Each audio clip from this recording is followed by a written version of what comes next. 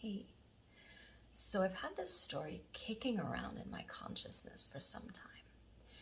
I've been really contemplating this idea of manifestation.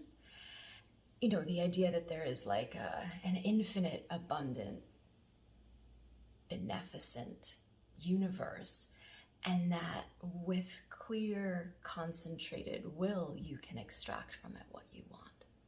And I wouldn't say that that idea is in any way wrong. I would just add that there is perhaps something missing from the contemplation.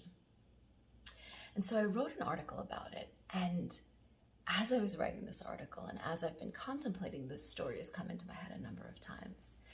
And then a dear friend of mine told the story on her page, and she did it in Portuguese. So I figured, all right, it's knocked on my door enough times.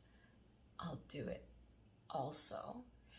And the point of this story, and this story is really cool, it's come up in my life many different times in many different places. I've heard it told in Buddhist centers, I've heard it told in Hindu circles, and the nature of the story changes a little bit, but the core always remains the same. And the core is, we don't actually know what's good and what's not good just from face value. So the story goes as follows. Once upon a time, there was a wise and simple man who happened to have an incredibly magnificent horse. And this horse was adored far and wide, and it garnered him a lot of attention. And his neighbors and his community were always saying, wow, you're so lucky to have this horse. It's such amazing fortune that you have this. To which the man always replied, I don't know. Good luck, bad luck, who knows? Which always struck everybody as a bit weird.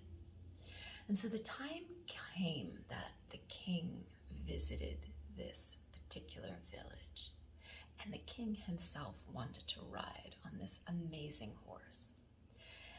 And again, the entire community kind of exploded and was like, wow, such good fortune, you're so lucky, this is so good. To which the man replied, good, bad, I don't know. A little bit later, the horse ran away, to which the neighbors and the community responded by claiming that this was such bad luck. Oh, what a terrible thing has befallen you. You must be so distraught. You must be so upset. The man just replied, good, bad, I don't know. Sometime later, the horse returned, and he returned with a mate who was every bit as magnificent and beautiful and praiseworthy as he was. And once again, the village exploded, saying, oh my goodness, what amazing luck. What good fortune you have. To which the man replied, good, bad, I don't know. And sometime later, the man's son was trying to train this new horse and was thrown from its back and broke many bones. To which, as you can imagine, the community responded with, oh, what terrible luck, what a horrible fate has befallen your son. To which the man replied, good, bad, I don't know.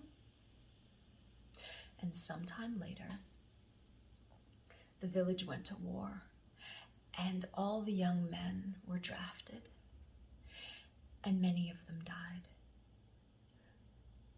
The son of this man was not drafted because he had so many injuries that he had sustained from being thrown from the back of the horse.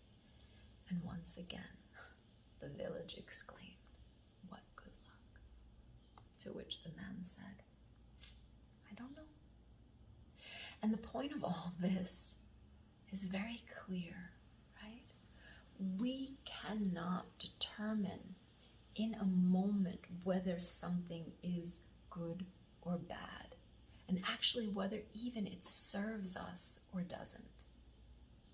And so this is part of what is coming into my consciousness as I'm contemplating this idea of manifestation.